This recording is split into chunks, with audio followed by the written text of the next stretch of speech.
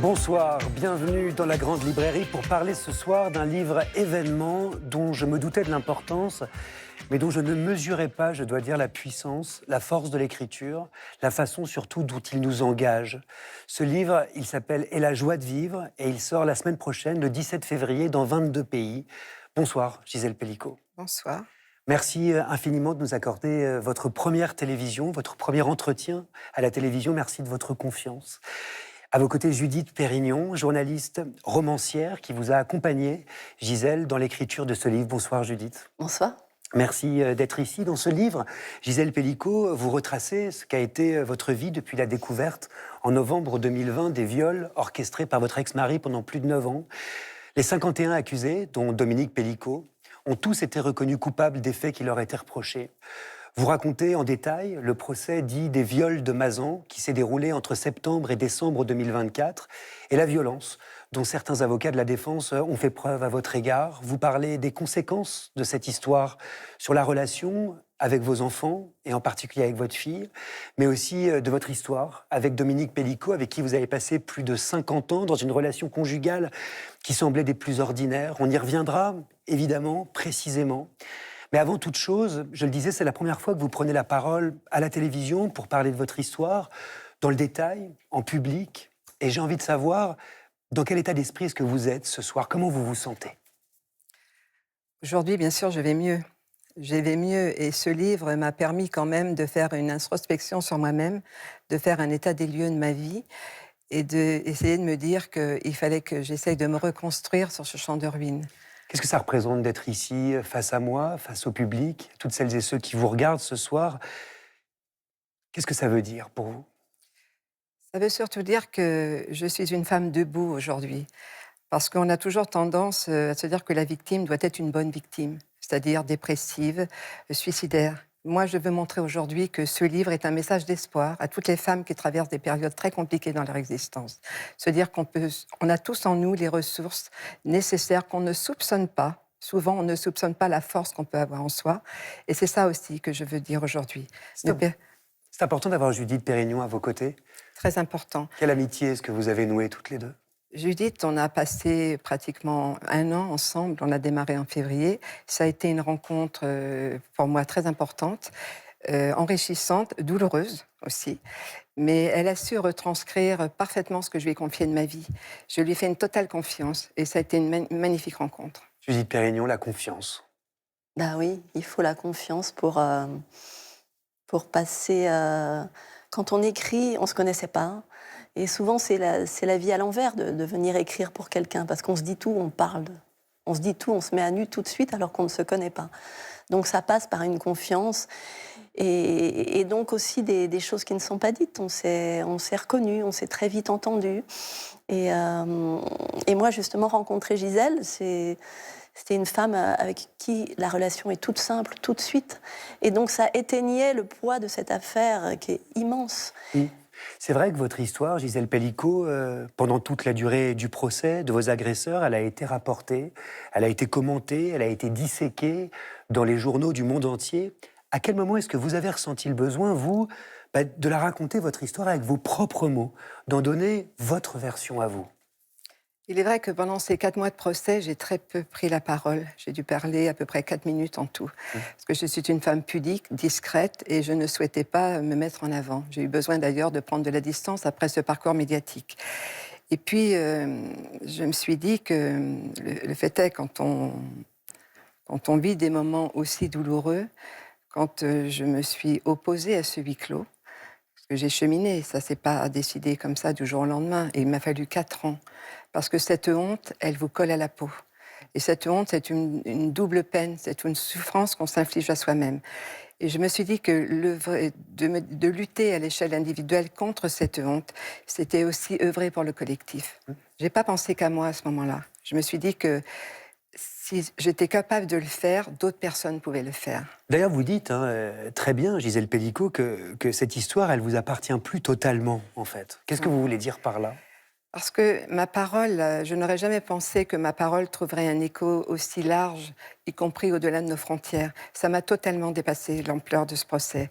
Parce que quand je suis arrivée au début, le 2 septembre 2020, Je sais que j'ai pris ma décision et je sais que je ne reviendrai jamais sur cette décision. Elle est prise, je vais l'affronter jusqu'au bout. Mais je ne me rends pas compte de l'ampleur que va donner ce procès. Et ça m'est vraiment... j'ai vu ces femmes arriver tous les jours, ces milliers de lettres que j'ai reçues tous les jours. Il y avait marqué sur les enveloppes Gisèle Pellicot, Mazan ou Gisèle Pellicot, Avignon. Et ça arrivait directement dans la salle, dans la cour d'assises d'Avignon. Et ça m'a submergée et bouleversée, bien sûr.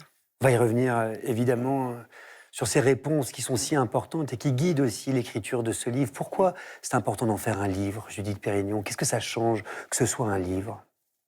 Parce que le livre, il nous offre le temps de chercher les mots, il nous offre le temps de dire qui est Gisèle Pellicot. Tout le monde connaît son visage, son nom, ce qui lui est arrivé, mais personne ne sait qui elle est. Et au fond, tout le monde disait, elle est si digne, elle est si forte.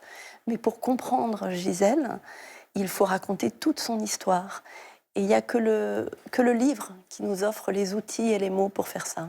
Et puis, pour comprendre Gisèle, quand on lit ce livre, il faut entendre qu'on peut renaître de ses cendres et qu'on peut retrouver la joie de vivre. Après tout, c'est le titre du livre, Oui. Et la joie de vivre. Oui. Je pense que cette joie de vivre, elle a toujours été en moi. Parce que toute petite, j'explique que j'ai vécu des drames très jeune. Mais Vous avez perdu votre mère quand vous étiez toute petite? J'ai perdu ma mère très jeune. Sa maladie commence quand j'ai 4 ans. Donc je vois qu'il se passe des choses.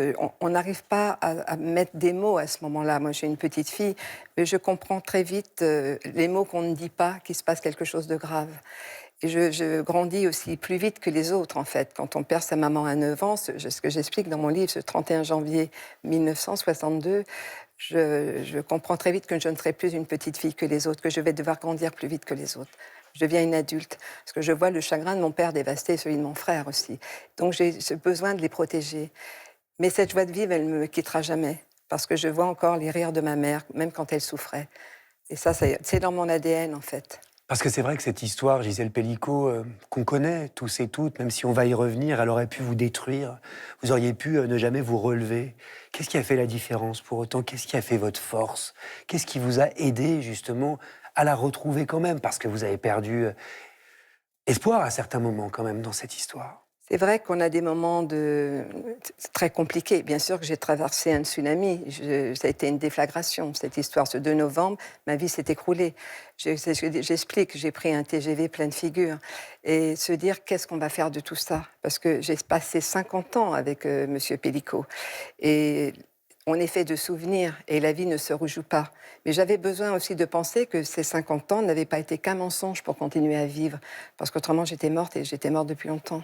Ça aussi, ça m'a donné... J'ai trouvé cette force en moi parce que je pense que je fonctionne comme ça. Même malgré les difficultés que j'ai traversées dans cette salle d'audience où j'ai connu l'humiliation, j'ai connu des moments très compliqués, je n'ai jamais lâché. J'ai eu cette force en moi de me dire je leur tiendrai tête jusqu'au bout. Alors, le 2 novembre 2020, c'est effectivement par cette journée que vous commencez votre livre. Et je voudrais me tourner vers vous, Judith Pérignon, parce que c'est une vraie question. Comment on commence une histoire pareille?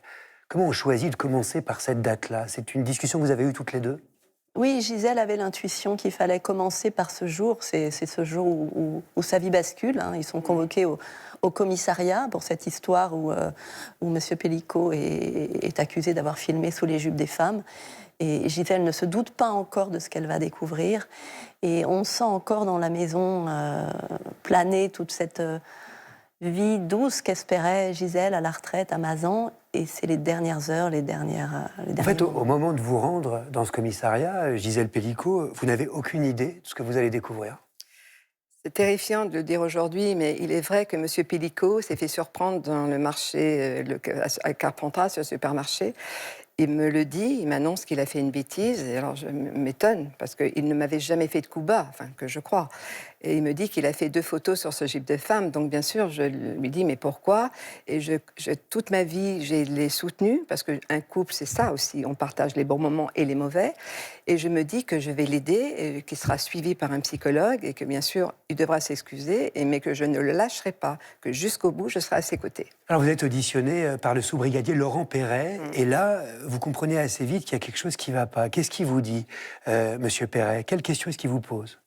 La première question qu'il me pose, il faut savoir que M. Pellico est passé en premier, et moi je crois que M. Pellico va se retrouver dans le bureau du brigadier Perret alors qu'il n'en est rien. Et je m'étonne, mais il commence à me poser des questions, définissez votre nom, votre prénom, et puis de me dire, mais comment vous définissez votre mari ? Et je suis un peu surprise, mais je lui dis, mais vous savez, moi, mon mari est bienveillant, attentionné, je n'ai pas de souci avec M. Pellico, j'ai fait une totale confiance. Et là, je sens dans son regard qu'il y a quelque chose qui ne va pas, Oui. parce que je sais après ce qui va se passer. C'est-à-dire que c'est ce jour-là, Gisèle Pellico, lors de cette audition, que vous voyez pour la première fois des photos de vous, 3 photos en l'occurrence, de vous inconsciente, en porte-jartel, prises par votre ex-mari, des photos où des inconnus vous violent. Quelle est votre première réaction quand vous découvrez ces photos ? Comment vous réagissez ? Je ne me reconnais pas sur les photos. Vous dites, c'est pas moi. Je dis, c'est pas moi. Première photo, je dis, mais c'est pas moi. Je ne reconnais pas l'individu qui est à mes côtés. Deuxième photo, et là, il me dit, mais Madame Pellico, c'est votre chambre. Ce sont bien vos tables de nuit, ce sont bien vos lampes de chevet. Donc, je mets mes lunettes, et là, je découvre en effet cette femme inerte sur son lit, qui n'a plus de conscience, qui n'a plus d'âme, avec un homme qu'elle ne connaît pas. Mais je pense qu'à ce moment-là, mon cerveau a fait une dissociation. Je ne réalise plus ce qu'on est en train de me dire, je n'entends plus ce qu'on me dit. Combien de temps il a fallu pour que vous preniez conscience que cette femme, c'était vous ? Il m'a fallu 5-6 heures, le temps que je rentre chez moi, que j'appelle une amie, parce que M. Perret avait souhaité que je ne reste pas seule dans cette maison, vu que tous ces individus n'étaient pas encore tous arrêtés. Il n'y avait que M. Pellico qui était en garde à vue. Et là, je dis à mon amie Sylvie de venir me rejoindre. Et là, au moment où elle s'assoit dans mon salon, je lui dis, écoute, j'ai quelque chose de grave à te dire. Dominique m'a violée et fait violer. Et c'est la première fois où je prononce le mot viol. Et là, pour moi, je sens que vraiment ma vie va s'écrouler, quoi. C'est donc une histoire de mots. Là aussi, Judith Perrineau, il faut les dire pour que ça existe. Oui, il faut nommer les choses, et c'est vrai qu'on sent dans ce livre et dans tout le temps qu'il a fallu à Gisèle pour les nommer, y compris revisiter ses souvenirs et puis s'isoler. Il y a tout un moment où elle cherche la solitude, justement pour chercher ses forces en elle, cette force qu'elle a eue dans l'enfance. Et puis après, elle va aller chercher les autres quand elle va ouvrir le procès. Mais il y a vraiment, par les mots, par les silences aussi, Gisèle fait un chemin assez incroyable. Vous le savez, Gisèle, certains se sont dit que c'était impossible que vous vous soyez rendu compte de rien. D'ailleurs, vous l'écrivez dans votre livre, ça revient à 3 reprises. Certains vous ont pas cru, et peut-être même certains vous croient toujours pas.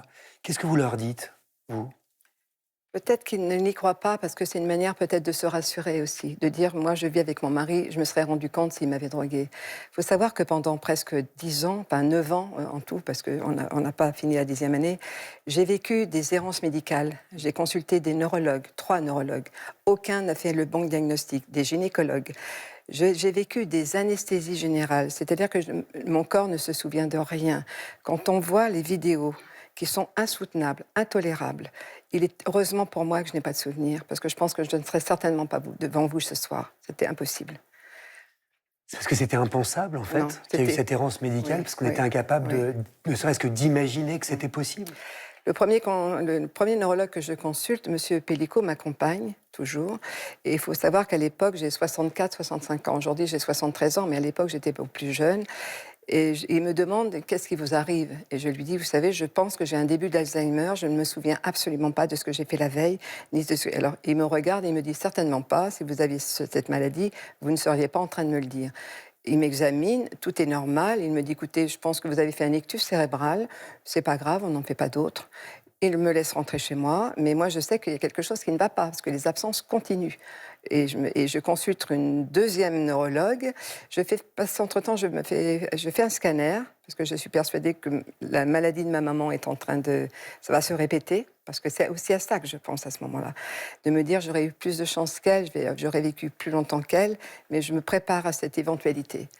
Et la deuxième, c'est une femme, la deuxième neurologue me regarde, elle ne regarde même pas mon scanner, et elle me dit, Madame, je vous trouve très anxieuse. Je vais vous prescrire de la mélatonine magistrale. Qu'est-ce que vous faites de tout cela ? Quand le troisième vous dira, préparez-vous, cette femme a le début de la maladie d'Alzheimer. On fait quoi de tout ça aujourd'hui ? Alors c'est glaçant ce que vous nous racontez, Gisèle Pellico, et je suppose, puisque vous parlez à la toute fin du livre, d'une mission qui vous habite, que vous avez trouvée, que désormais, à partir de maintenant, vous allez justement essayer de partir pour expliquer, justement, pour témoigner, Oui. et pour que ça avance, pour que ça Oui. change. Je pense que ce procès, déjà, a réveillé les consciences collectives et on a parlé de la soumission chimique. Il faut savoir quand même que la soumission chimique est un outil de violence. Et cette violence est un outil de domination masculine. Aujourd'hui, ce n'est pas qu'en France, c'est universel. Et il faut alerter. Je voulais que mon histoire serve aux autres. De se dire qu'une femme qui le matin se lèvera, ne se souviendra pas de ce qu'elle a fait la veille, s'interrogera. Et elle pourra se dire, tiens, ça me rappelle le procès Pellicot. Et les médecins aussi s'interrogeront. Oui, Les oui. médecins aussi auront ça en tête, possiblement. Oui. Complètement. Et en plus, je trouve que dans ces scènes, ce qu'on voit, c'est l'image qu'on a d'une femme vieillissante, d'une femme obsolète. On ne se pose plus de questions de sa sexualité parce qu'au fond, elle n'en a peut-être plus. Elle ne sert plus à rien. La femme sortie de la maternité, la femme ménopausée. Et je trouve que ça aussi, ça pèse sur ces pages. Et voilà, et ces anxiétés, c'est normal, elle vieillit. Enfin, et justement, regarder les femmes autrement, y compris quand elles vieillissent, c'est important. En fait, ce que vous décrivez toutes les deux, c'est vraiment un impensé. Et je vais vous dire ce qu'il y a d'absolument troublant dans votre livre, Gisèle Pellicot, que j'ai lu 2 fois, en réalité. C'est qu'au moment où vous apprenez ce que vous avez subi, l'un de vos premiers réflexes, c'est de penser à celui qui est encore votre mari. Vous ne pensez pas à vous, vous pensez à lui, à Dominique Pellicot. Qu'est-ce que ça dit de vous, ça, à votre avis?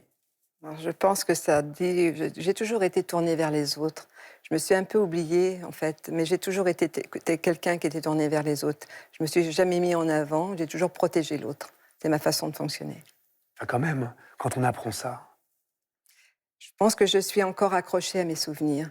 Je n'imagine pas que tout ça est réel, en fait. C'est compliqué pour moi de faire ce chemin-là. Il m'a fallu du temps. Il faut du temps. On n'y arrive pas en un claquement de doigts, c'est impossible. Je crois que ce qu'il y a de très intéressant à dérouler le fil de la vie de Gisèle, c'est quand on met de côté cette part monstrueuse, ces viols, et qu'on regarde même le couple, on retrouve des enjeux très féminins, des mécanismes très féminins dans le couple, et de protection de la famille, que tout aille bien, de protection du mari. On s'inquiète pour lui quand son travail ne marche pas. On s'inquiète pour la famille. Et ça, je pense que beaucoup de femmes se reconnaîtront dans cette inquiétude permanente, cette façon de protéger toujours l'autre qui est rarement réciproque. C'est aussi une des raisons pour lesquelles vous avez voulu faire exister l'histoire d'amour aussi avec Dominique Pellicot dans ce livre-là, Gisèle. Oui, bien sûr, parce qu'on s'est mariés très jeunes. Je l'ai rencontré, on avait 19 ans tous les deux, ça a été un coup de foudre. Ça a vraiment été une grande histoire d'amour. Et en plus de cela, je le savais, il vivait dans une famille où le père était tyrannique, autoritaire, où il n'était pas très heureux. Je crois qu'il a vraiment rencontré une famille qui baignait d'amour. C'était ma famille, du côté de ma mère. Donc je savais qu'on allait faire de grandes choses ensemble. Oui, à vous lire, c'est comme si vous étiez sauvés mutuellement. Oui, c'est ce que vous écrivez ça. d'ailleurs. Oui, tout à fait. Oui, je pense que j'ai cet instinct de vouloir toujours sauver les autres. Mais j'ai pu aussi me sauver moi. Et maintenant, je pense que je me suis sauvée aussi. Alors, Gisèle, vous racontez 50 ans de vie commune avec des hauts, avec des bas, mais beaucoup de moments de bonheur. Et la question qui se pose tout de suite au lecteur et qui a dû se poser à vous, c'est que faire de ces bons souvenirs au fond? Qu'est-ce qu'on en fait une fois qu'on est au courant, une fois qu'on a compris ce qui s'était passé? Et c'est une question que vous vous posez dans le livre. Qu'est-ce que j'en fais de ces souvenirs? Alors, tout ce que j'en fais aujourd'hui, j'ai voulu garder, je crois que je les garderai jusqu'à mon dernier souffle. C'est tous ces bons moments que j'ai passés avec M. Pellicot, parce que j'ai eu mes 3 enfants, on a été heureux ensemble, bien sûr, on a traversé des hauts et des bas, comme dans tous les couples. Problèmes de santé, les problèmes de couple, les problèmes financiers, mais on s'était toujours relevé de cela. Et je pense que alors c'est vrai que ça peut surprendre. La plupart des gens voudraient tout jeter à la poubelle, pas moi. Moi, j'ai voulu garder des bons souvenirs. Et ce qui est arrivé après, je les ai enfermés à clé, à double tour dans un tiroir que je n'ouvrirai plus jamais. Vous allez même plus loin. Vous dites, si j'efface ces souvenirs-là, Oui, je meurs, Je meurs, exactement. Mais oui, il ne reste plus rien de moi. En fait, c'est ce que je dis aussi à un moment. Mes enfants sont retournés à leur vie, mais moi, je n'en ai plus à ce moment-là. Il ne me reste plus rien. C'est 50 ans passés avec M. Pellicot. C'est le vide. La première fois que j'ai vu pleurer Gisèle, elle sourit beaucoup, Gisèle. Elle est comme, c'est pas faux. Elle est comme ça. Ça s'appelle la joie de vivre. Voilà. Donc Gisèle sourit beaucoup. Mais effectivement, dans nos entretiens, la première fois que je l'ai vue pleurer, qu'elle s'est laissée surprendre par les larmes, c'est quand elle me racontait la rencontre avec lui. Et elle m'a dit, mais cet homme allait m'aimer. Et c'était une sensation encore très forte, alors qu'on parle de 1971 et que la vie avait roulé et toute cette affaire s'était révélée. Mais je pense que cette rencontre, c'était une manière de clore cette enfance difficile, marquée par la mort de sa mère, par une adolescence sous la férule d'une belle-mère la plus marâtre possible. Et donc, moi, j'ai tout de suite senti chez Gisèle que l'écho du passé, même lointain, était très important.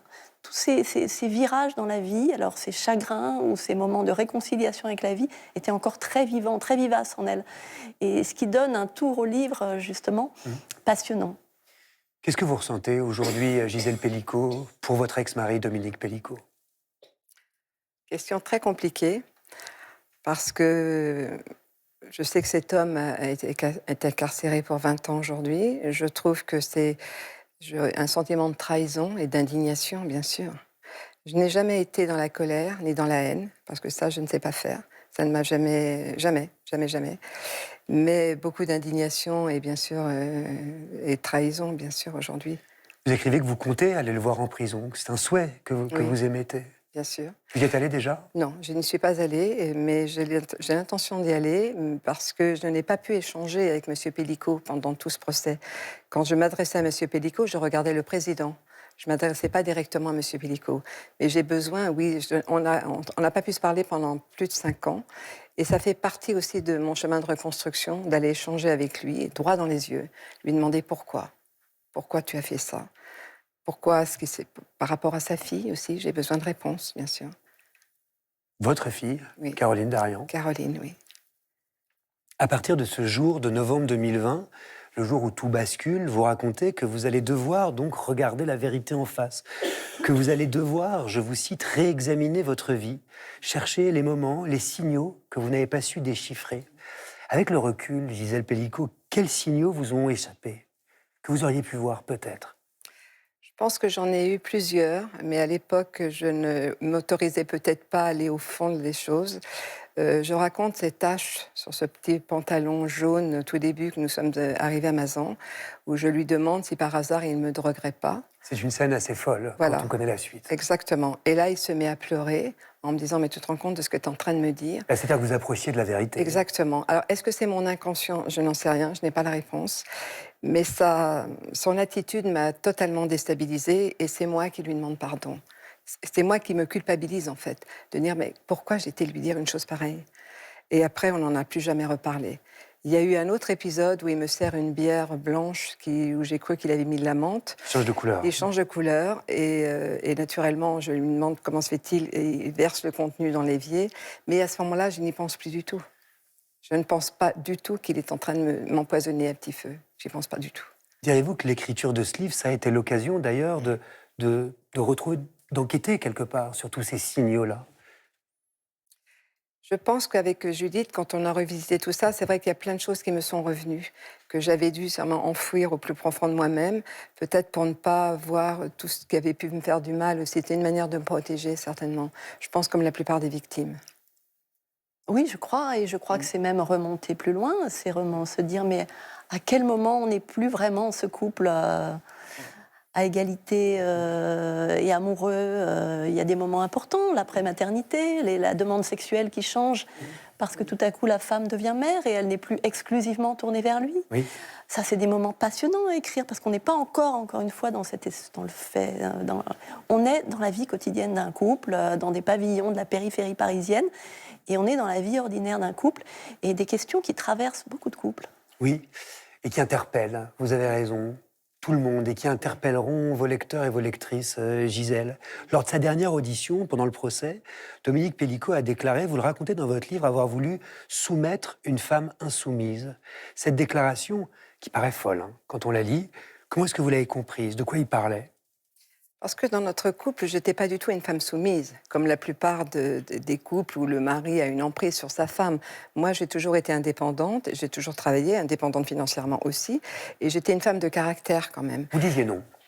Je disais non.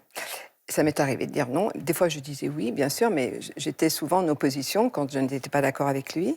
Et je pense que quand il dit qu'il a soumis une femme insoumise, c'est qu'il savait très bien qu'il ne pouvait pas assouvir tous ses fantasmes. Donc, il a trouvé la parade pour pouvoir le faire. Alors, ce qui est fou, c'est que vous vous sentez coupable, en fait, quand vous dites non. Cette culpabilité, Gisèle Pellicot, vous l'avez encore? Ou elle est partie? Je ne l'ai plus aujourd'hui. Aujourd'hui, je pense que je suis une femme je me suis réattribué ma vie, parce que ce procès est terminé depuis le 19 décembre. Il y a eu l'appel du mois d'octobre en 2025, parce qu'il y a eu quand même un accusé qui a fait appel. Mais aujourd'hui, non, je me sens une femme apaisée et sereine.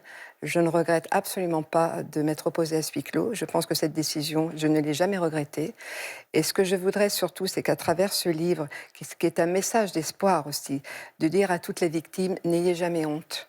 Regardez et ne perdez jamais confiance en vous. Parce que quand on est victime, on a cette honte que j'ai expliquée qui est une double peine, mais on perd aussi confiance en soi.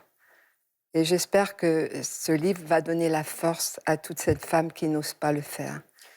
C'est exactement ce que vous disiez, en fait, Judith Pérignon. Il est écrit « J'avais été cette femme qui place la satisfaction de l'homme avant la sienne ». Ça, c'est une phrase qui va interpeller beaucoup de gens. Ah oui. Ah oui, je crois que justement il faut que les gens se disent, se défacent de l'idée qu'ils ont de Gisèle juste dans ce procès, et qui rentrent dans ce livre en suivant le fil de sa vie. C'est vraiment l'histoire d'une femme née après-guerre, qui est jeune dans les années 60, donc qui commence à entendre tout ce nouveau discours qui libère la femme, c'est la libération sexuelle, qui en même temps rêve d'une famille parce qu'elle n'a pas eu le bonheur familial, elle a perdu sa mère si jeune. Et donc, c'est vraiment au croisement du rêve féminin, des discours de la société qui la libère et qui en même temps l'enserre encore. C'était vraiment très intéressant à raconter comme ça. Et jamais, je dois dire, en tant que lecteur, le livre ne verse dans l'obscénité, dans la vulgarité, dans le sordide. Pour autant, et c'est ça qui est quand même très intéressant, on accède à votre intimité, Gisèle Pellicot, à votre chambre, en fait, à votre vie dans ce qu'elle a de plus privé. Cette chambre dont vous dites, c'était la chambre des viols, mais c'était aussi la mienne. Oui. Et c'est très troublant, et il y a presque quelque chose de l'ordre du tabou, je dois vous dire. Et en même temps, j'ai l'impression qu'on est obligé d'en passer par là pour prendre la mesure de ce qui s'est joué. Qu'est-ce que vous avez ressenti, vous, quand vous avez compris qu'il faudrait exposer cette intimité? Il y a bien un moment donné où vous vous êtes dit « mais je vais devoir tout dire, je vais devoir tout balancer ». Pas été facile, hein, parce que quand on est une femme pudique comme moi, je savais que ces vidéos allaient diffuser dans cette salle d'audience. Mais c'est aussi ce qui attestait la vérité. Donc c'est pour ça, quand j'ai pris cette décision de m'opposer au huis clos, je savais que les vidéos allaient être diffusées, mais je ne les avais encore pas regardées. Et donc mes avocats m'ont dit, là, attention, ça va changer la donne, il va falloir les visionner. Ça, pour moi, ça a été un moment très compliqué. Il faut revenir là-dessus, parce qu'en fait, effectivement, au départ, ça doit se tenir en huis clos, et un jour, vous changez d'avis. Un jour, vous êtes en train de marcher à l'île de Ré, et en fait, dans votre tête, vous vous dites « bah non, non, on va les voir, ces gens. On va les voir, on va voir leur visage, on va connaître leur identité, et la honte va changer de camp. » Oui. Cette phrase, elle résonne encore aujourd'hui. Elle n'est pas de moi, hein. Je crois que la première personne qui l'ait prononcée, je crois que c'est Gisèle Halimi lors des procès d'Aix-en-Provence. Mais oui, il fallait qu'elle change de camp parce que c'est toujours la victime qui a honte. Et c'est pas aux victimes d'avoir honte. Les victimes, elles peuvent tenir debout. C'était aux accusés d'avoir honte. On a découvert leur nom, leur prénom, leur profession. Et c'est parce que quand on rentre dans cette salle d'audience, qu'on est victime, la victime est forcément coupable. On la soupçonne toujours. Et c'est elle l'accusée, et derrière moi, il y avait 51 victimes. C'était ça aussi. D'ailleurs, les avocats de la défense sont furieux que vous choisissiez de lever le huis clos. Oui. Là, j'ai vu dans leur attitude que ça allait être très difficile pour moi.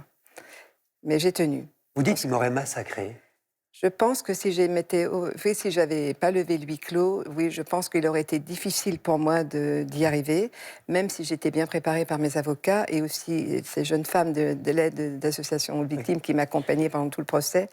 Je pense que oui, j'en aurais bavé parce que quand j'ai vu la manière dont ils se sont comportés à mon égard, alors que j'étais avec toutes les preuves, parce que j'avais aussi toutes les preuves, c'était compliqué. Alors j'imagine quand vous êtes une victime et que ça se passe à huis clos, je ne sais pas comment on peut se relever de tout ça. Vous en doutez quand vous prenez cette décision de lever le huis clos, Gisèle? Vous vous doutez de l'importance de ce que vous faites, de l'impact que ça va avoir? Du tout. Du tout. Cette décision, je ne l'ai jamais regrettée, pas une seule fois, parce que je pense qu'il fallait quand même donner un grand coup de pied dans la fourmilière de cette société machiste et patriarcale. Il faut s'en sortir. Et vous ne saviez pas que ça allait prendre cette ampleur? Non, pas du tout. Ni au-delà de nos frontières non plus. Parce que pour nous, spectateur de ce qui s'est passé. Judith Pérignon, je me tourne vers vous. C'est là où ça a basculé. C'est là où c'est devenu un procès historique. Ah oui, tout à coup, on entend, on rentre dans cette salle d'audience, on entend raconter, et on comprend le cérémonial, la drogue, la nuit, le mari qui ouvre. Alors ces hommes disaient qu'ils n'avaient pas compris, mais quand on lisait les comptes rendus de la presse et quand on revisite ça, on sait bien qu'ils voient une femme. Oui. J'ai moi-même vu ces vidéos au procès d'appel de Nîmes et elles sont terrifiantes et il n'y a pas l'ombre d'un doute. Donc oui, on découvre l'horreur. Oui, à ce titre, effectivement, on a beaucoup insisté sur la figure de Dominique Pellicot, mais il faut rappeler quand même que ce procès, c'est pas seulement le sien, mais celui de 50 autres accusés que vous appelez criminels ou salopards dans ce texte, qui seront tous, je l'ai dit, jugés coupables des faits qui leur sont reprochés à l'issue d'un procès de 3 mois à Avignon. Ces hommes, Gisèle Pellicot, qui vous ont violé alors que vous étiez inconsciente, vous les avez vus se succéder à la barre, très proches, en réalité, dans ce tout petit théâtre, en fait, qui était la salle d'audience. Vous les avez regardés. Qu'est-ce que vous avez vu dans leur regard? Il y en a beaucoup qui m'ont défié du regard, jusqu'à temps que je baisse les yeux. Je n'ai jamais baissé les yeux, c'est eux qui ont baissé les yeux. Ces individus étaient âgés de 22 ans à 70 ans, de toute catégorie socio-professionnelle. C'est en dit long aussi sur ces individus. Alors, on dit que ce sont des hommes ordinaires, des messieurs tout le monde. Bien sûr que non, ce ne sont pas des messieurs tout le monde. Ils étaient venus vraiment dans l'intention de venir violer une femme. Qu'est-ce qui vous a frappé dans leurs témoignages, quand vous les avez écoutés? Leur lâcheté. Leur lâcheté, c'était effrayant. Incapables de dire ce qu'ils avaient fait? Non, quand le président leur demandait « Avez-vous eu le consentement de Mme Pellicot ?» Non. « Avez-vous violé Mme Pellicot ?» Bien sûr que non, je n'ai pas violé Mme Pellicot. Leur lâcheté ou leur déni? Les deux, je dirais les deux. Le déni sûrement, mais leur lâcheté aussi. Parce que quand on montre les vidéos, ils nous disent qu'ils sont sous l'emprise de M. Pellicot. On voit très bien qu'ils ne sont pas du tout sous l'emprise de M. Pellicot. Et ça chuchote. On les entend chuchoter. Il faut savoir aussi qu'il fallait qu'ils se lavent les mains à l'eau chaude, qu'ils ne soient pas parfumés, qu'ils n'aient pas fumé. C'était le protocole qu'ils devaient avoir avant d'arriver chez moi. Ça, vous l'avez appris plus tard? Je l'ai appris plus tard. Mais ce qui était terrifiant dans tout cela, c'est de se dire qu'il n'y en a pas un seul qui est allé dénoncer M. Pellicot. Ne serait-ce qu'une lettre anonyme ou un coup de fil anonyme. Tous sont venus en pleine conscience. D'ailleurs, vous dites que quand certains sont venus vous présenter des excuses, vous ne les avez pas acceptées. Il y a eu un avocat qui m'a dit « Mon client vous demande pardon ». Je lui ai dit « Écoutez, maître, je n'accepte pas son pardon. Parce que s'il avait été dénoncé, M. Pellicot, peut-être que j'aurais accepté son pardon. » Pour la plupart, vous pensez qu'ils ont compris? Je ne suis pas sûre. Je pense qu'il y en a qui ont compris. Il y en a quelques-uns qui ont reconnu qu'ils étaient venus, qui savaient que j'étais sédatée, à un point où on voit cette femme inerte. D'autres n'ont pas reconnu. Quand on voit la personne qui a fait appel au mois d'octobre de l'année dernière... Le seul d'ailleurs. Qui a fini par être condamné. Voilà, il y en avait 17 qui avaient fait appel, il n'en restait plus qu'un. Il est arrivé le 6 octobre dans cette salle d'audience, disant qu'il n'avait jamais violé Mme Pellicot, c'était lui la victime. Et bien sûr, quand j'ai pris ma prise de parole à la barre, je lui ai dit que depuis 1 an, il n'avait fait aucune introspection sur lui-même. Il n'avait toujours pas compris ce qu'était un viol. Pour lui, le viol, c'était avec violence dans un parking. C'était ça pour lui, le viol. Et c'est là, parce que vos mots sont terribles, c'est là où je me tourne vers vous. Au fond, Judith Pérignon, est-ce que la honte a changé de camp quand on entend ce témoignage-là? Ça, je ne sais pas. Ça, je ne sais pas, mais ce qui est frappant dans cette histoire, c'est qu'effectivement, pour qu'il y ait tant d'hommes qui toisent encore, ils sont au bord de comparaître, ils toisent encore Gisèle, il faut que la société qu'ils se sentent autorisés par la société à se comporter comme ça. Donc, Précisément. Parce que ce dont on n'a pas parlé, ou du moins très vaguement, c'est que vous avez été confronté à une violence assez inimaginable de la part de la défense, de la part des avocats de la défense. En quoi c'était violent? Qu'est-ce qui s'est passé, Gisèle Pellicot? Ce qui était violent, c'est d'entendre dire que j'étais suspecte, que j'étais forcément consentante, que j'étais complice, que cette femme n'avait pas pu ne pas se rendre compte de quoi que ce soit. Alors que quand on voit les vidéos, on voit bien que cette femme, elle est anesthésiée. Il y a plus de vie. Il faut voir comment ils me malmènent dans les vidéos, qui sont tellement insoutenables. Et quand vous entendez ça? On a envie d'hurler. Il y a des moments où on a envie d'hurler, mais naturellement, je ne leur donne pas ce plaisir. Je veux rester très droite, très digne, de montrer que ça ne m'atteint pas tout ce qu'ils peuvent essayer de me déstabiliser, parce qu'en fait, on essaye de me déstabiliser et de se dire, à un moment, elle va craquer. Et Vous vous souvenez d'un moment où vous avez failli craquer? Oui, je suis sortie, je crois, 2 fois de ces salles d'audience. Une fois, quand il y a une des avocates dire, vous savez, quand on voit la vidéo de Madame Pellicot, on se rend compte que son bassin bouge. Alors là, j'ai pas pu. Je me suis levée, j'ai quitté la salle d'audience. Et surtout que l'expert qui était venu à la barre avant avait dit que le corps de Madame Pellicot, pendant les viols, souffrait. Que c'était des réflexes de douleur. Et elle osait dire que, vu la vidéo, son client pensait que c'était du plaisir. Je suis sortie. Pour moi, c'était intolérable d'entendre ça. Et je suis sortie, je crois, une deuxième fois, quand un des accusés a dit, vous savez, moi, on était en période Covid, je n'avais pas le temps de faire mon marché, j'ai pris ce qu'il y avait sous la main. Je suis ressortie une deuxième fois. Vous avez parlé tout à l'heure des larmes de Gisèle en écrivant ce livre avec vous, et précisément pendant les audiences, Gisèle Pellicot, vous le racontez, vous n'avez pas pleuré. Et cette absence de larmes, certains avocats de la défense l'ont d'ailleurs utilisée contre vous pour minimiser le traumatisme. Comment vous l'avez vécu, ça? Parce que je ne renvoyais pas l'image de la bonne victime. La bonne victime, forcément, va s'écrouler. Il faut qu'elle soit dépressive, il faut qu'elle soit suicidaire, il faut qu'elle craque, il faut qu'elle pleure. Moi, non, je leur ai pas donné ce plaisir. J'avais décidé qu'en prenant cette décision, je l'assumerais jusqu'au bout, même si ça serait difficile. Bien sûr que ça n'a pas été facile. Mais pas une seule fois, j'ai craqué.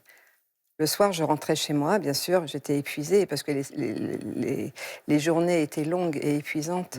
Mais j'ai tenu. Et j'ai voulu avoir, j'avais cette force en moi, mais je voulais aussi la transmettre aux autres. Ces femmes qui m'attendaient. Parce qu'il faut savoir que toutes ces femmes qui rentraient dans la salle des pas perdus, parce que toutes n'ont pas pu rentrer, il y avait une salle qui était réservée au public, et la salle d'audience était toute petite. Donc leur présence dehors apaisait pour moi ce qui se passait à l'intérieur. Elles m'ont donné une force incroyable, ces femmes. Puis vous avez reçu des lettres aussi, Oui. vous nous l'avez dit, des lettres de soutien, des lettres de femmes notamment, qui vous racontaient leur histoire. Oui. Ces lettres, vous écrivez qu'elles vous ont offert la possibilité d'écouter. Qu'est-ce que vous voulez dire par là? D'écouter, parce que je pense que la plupart de ces femmes se sont identifiées à mon histoire et ça fait aussi écho à leur souffrance. Et quand tous les soirs je rentrais, j'ouvrais les lettres et elles se confiaient à moi. Et je découvrais des vies difficiles aussi. Des femmes qui n'osaient pas quitter leur mari, des femmes qui étaient violées. Il faut savoir que le viol conjugal, on en parle peu, mais ça existe encore aujourd'hui. Donc elles se confient, elles sont, ouais, je suis leur confidente.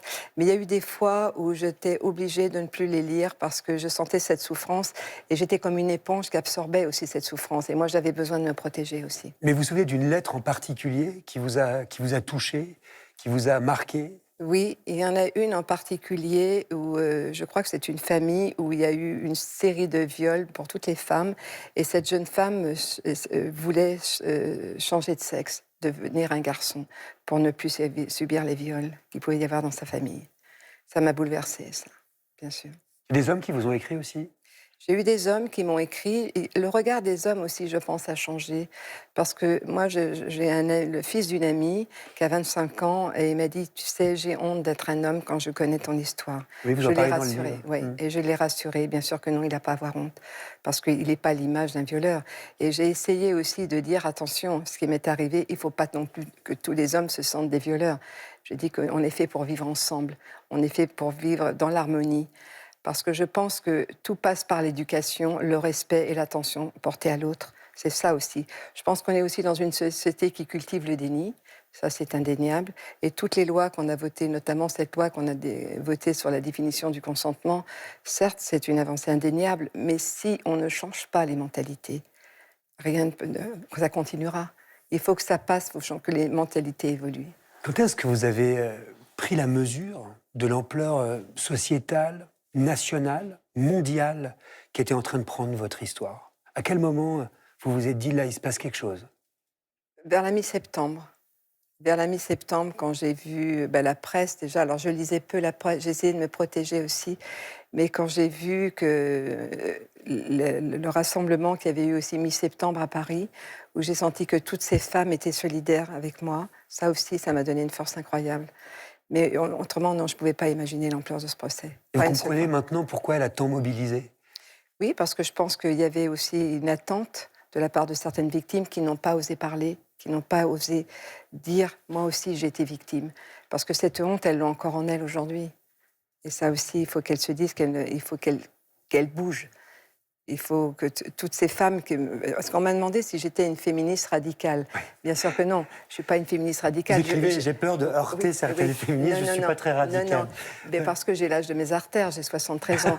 Alors bien sûr que... J'aime bien l'expression. Oui, mais c'est vrai. Et je me dis que bien sûr qu'il faut continuer le combat. Il ne faut rien lâcher.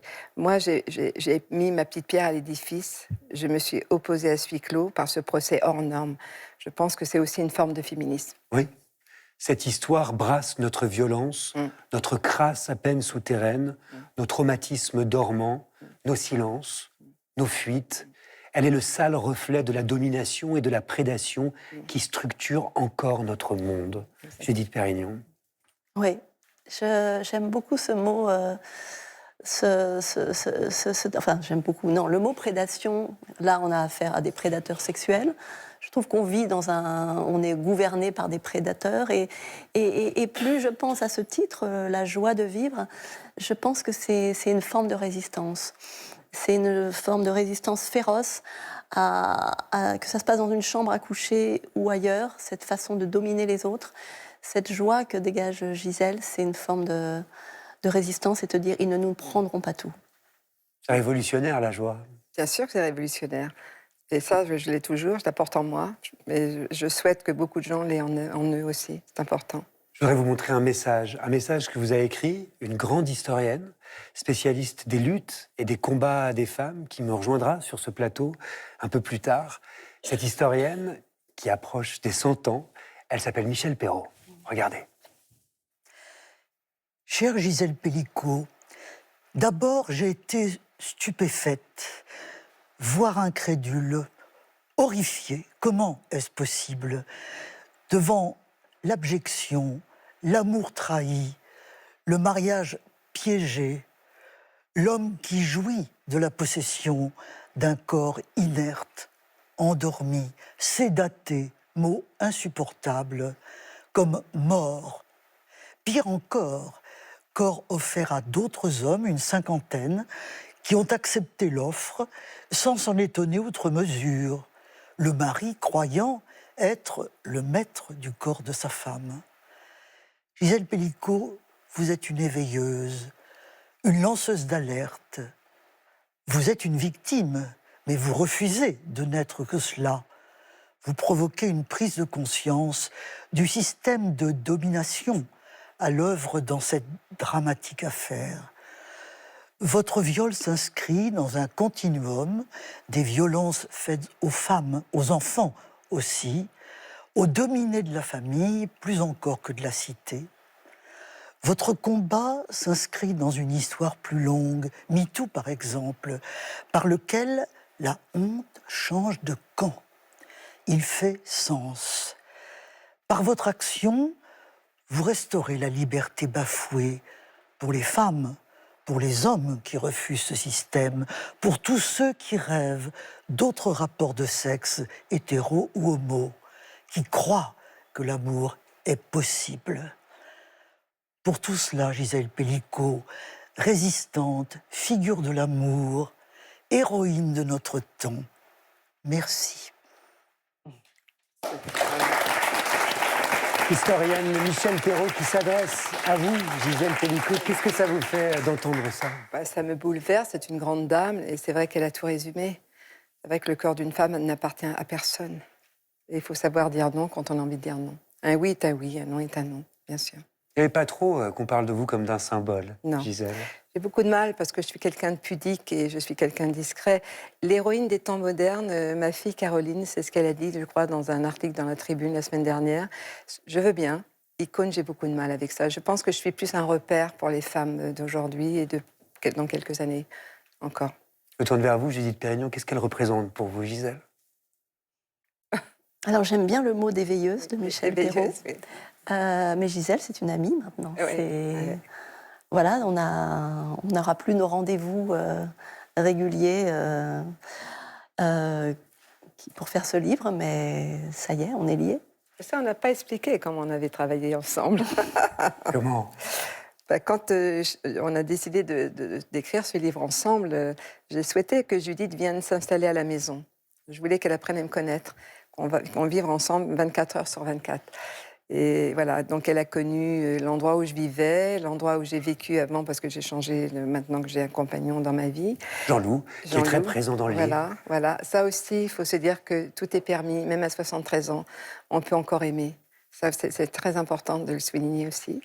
Et puis, on est allé marcher sur la plage, dans la forêt. Je voulais vraiment qu'elle voie comment j'étais confrontée aux éléments, comment je fonctionnais, cette joie de vivre aussi, et comment je préparais aussi les petits déjeuners. Parce que ce livre démarre aussi comme ça. Voilà.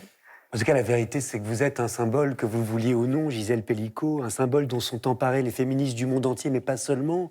Dans quelques jours, vous ferez les unes de certains des plus grands journaux. Le New York Times Magazine aux États-Unis, le Spiegel en Allemagne, El País en Espagne. J'en passe. On vous verra également sur la BBC ou sur CBS. Au Royaume-Uni, le lancement de votre livre est porté par les comédiennes Kate Winslet et Emma Thompson. On a parlé de vous à un moment donné pour le prix Nobel de la paix. Qu'est-ce que ça fait à un moment donné? Ça fait pas peur? Non, parce que vous savez, il faut savoir d'où l'on vient pour savoir qui l'on est. Je sais qui je suis aujourd'hui, j'ai les pieds sur terre. Et je reste une femme ordinaire qui s'est opposée au huis clos, tout simplement. C'est ça, Gisèle Pellicot. Comment vous envisagez la suite? Entre nous, après la publication de ce livre, qu'est-ce que vous comptez faire? De quelle manière souhaitez-vous poursuivre votre mission? Je serai toujours à l'écoute des femmes qui viendront me rencontrer, bien sûr, mais j'aspire aussi à avoir une vie apaisée, sereine. J'ai besoin aussi de ça, aujourd'hui. D'être entourée des gens que j'aime et qui m'aiment. Votre famille, par exemple? Ma famille, bien sûr. Cette mission d'écoute des femmes, vous l'amènerez un jour avec vos enfants? Je n'ai pas la réponse aujourd'hui. Peut-être que mes petites filles qui vont grandir, qui sont adolescentes, elles sont un peu jeunes pour le lire, ce livre. Je pense que ce livre, il parle à toutes les générations, des femmes et des hommes aussi. Donc peut-être qu'un jour, mes petites filles découvriront qui est leur grand-mère. Aujourd'hui, elles connaissent Maminou, Mamie, mais elles ne savent pas qui est Gisèle Pellicot.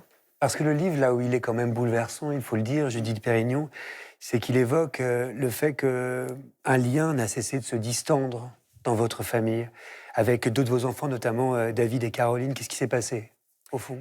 Je pense qu'il est faux de croire que le drame rassemble une famille. Je pense que c'est une déflagration qui a tout emporté. Et chacun, aujourd'hui, essaie de se reconstruire comme il peut. Il nous faut du temps. Et chacun son rythme. Moi, j'ai trouvé le mien. Caroline, ça y est, elle est plus apaisée. On s'appelle aujourd'hui. Ah, vous parlez? On a repris rendez-vous ensemble. J'espère que les choses vont s'apaiser pour elle. Pour David, ça demande un peu plus de temps. Je respecte ses silences. Parce qu'il faut du temps pour guérir, il faut du temps pour cicatriser. Des fois, on ne peut pas oublier ce qui s'est passé et de savoir ce qu'on veut en faire. Moi, j'ai voulu mettre, avec toute cette bouche, j'ai voulu mettre de la couleur dans ma vie. Pour mes enfants, c'est sûrement différent parce qu'ils n'occupent pas la même place. Moi, j'ai choisi de vivre avec M. Pellicot. Eux n'ont pas choisi leur père. Donc la place est différente pour eux et je pense que le chemin sera un peu plus long. Mais la plainte que votre fille a portée contre Dominique Pellicot, par exemple, et qui, selon elle, prend la poussière, vous la soutenez dans cette démarche, votre fille? Caroline, il y a ce doute, bien sûr, qui la condamne à un enfer perpétuel. Elle attend des réponses de son père. Aujourd'hui, j'essaierai de l'accompagner du mieux que je peux. J'attendrai aussi longtemps qu'il le faut pour que les choses s'apaisent, justement parce que je crois au souvenir, à la trace qu'il laisse en nous, à l'amour infini que j'ai donné et reçu de mes enfants. C'est ce que vous écrivez. C'est beau quand même. C'est beau, l'amour d'une mère pour ses enfants. Ouais, c'est ce lien aussi plané sur notre travail d'écriture, évidemment, parce que les enfants ont la tentation de faire le vide. Pour eux, quelque chose s'est effondré et ils préfèrent faire le vide. Alors là où Gisèle a besoin de sauver quelque chose de cette histoire. Et moi, je pense, et là encore, ça rejoint des processus qu'on a tous dans nos familles, c'est que j'espère, et je le disais souvent à Gisèle quand elle était triste de ça, que ce livre leur permettra d'entendre mieux la voix de leur mère. Nos parents nous ont très peu dit. On ne prend pas le temps d'expliquer qui on est à ses enfants. On pense qu'on les encombre. Là, il le fallait. Il y avait une urgence absolue à le faire. Et je pense qu'ils connaissent l'histoire de leur mère, mais formulée comme ça, peut-être pas. Et vraiment, le but, un des buts de ce livre, est effectivement de transmettre à beaucoup de gens, mais aussi pour Gisèle, à ses enfants. Ouais. C'est à eux que vous écriviez aussi? Bien sûr, ce livre est dirigé vers eux aussi, bien évidemment. J'espère qu'ils trouveront les réponses. J'ai envie de lire la dernière phrase de votre livre. « Si je n'aime pas, c'est le vide qui gagne et je ne suis rien. » C'est très fort parce que vous terminez justement par l'amour, Gisèle Pellicot, comme s'il vous guidait tout autant que la joie de vivre. C'est vrai. Oui, c'est vrai que j'ai besoin d'aimer. La rencontre que j'ai faite est incroyable parce que je n'avais pas imaginé une seule seconde retomber amoureuse, ni même en avoir envie. Mais je crois qu'il y a des connexions dans l'univers où j'ai rencontré cet homme et qui lui aussi a vécu des épreuves et ça a changé nos vies. Je voudrais vous remercier, Gisèle Pellicot, C'est moi pour qui cette vous parole. Merci également, Judith Pérignon. Je vous applaudis.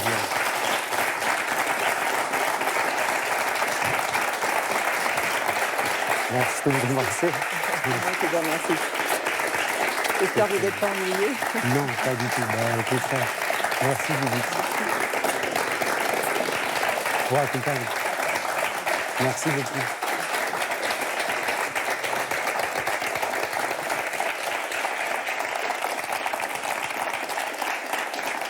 Et on retrouvera évidemment Gisèle Pellicot à la toute fin de cette émission pour un droit dans les yeux inédit qu'elle a enregistré juste avant notre entretien et qui promet d'être très intense. Et La joie de vivre de Gisèle Pellicot en collaboration avec Judith Pérignon sort le 17 février.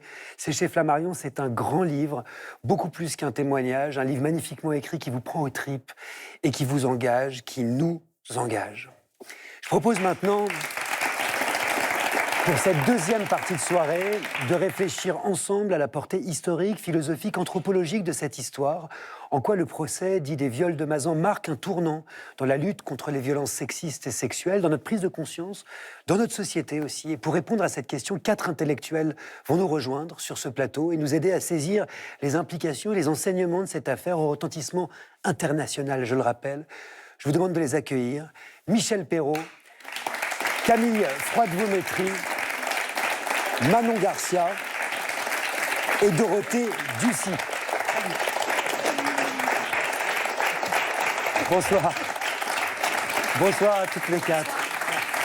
Michel Perrault, bonsoir. Vous êtes historienne et vous avez contribué, même si vous n'aimez pas qu'on le rappelle, à redonner aux femmes leur place dans l'histoire. Bonsoir Camille Froide-Vaumétry, vous êtes philosophe. Le corps féminin est l'un des principaux enjeux de vos recherches. Pendant le procès de Mazan, vous avez écrit une tribune dans le journal Le Monde qui a fait grand bruit et on en parlera. Bonsoir Manon Garcia. Bonsoir. Manon Garcia, philosophe. Je vous avais reçu au printemps dernier pour votre livre Vivre avec les hommes, réflexion sur le procès Pellicot, où vous vous interrogiez sur l'avenir des relations hommes-femmes, et il se trouve, je le précise, que vous avez assisté aux audiences du procès, tout comme vous, Dorothée Ducy. Bonsoir.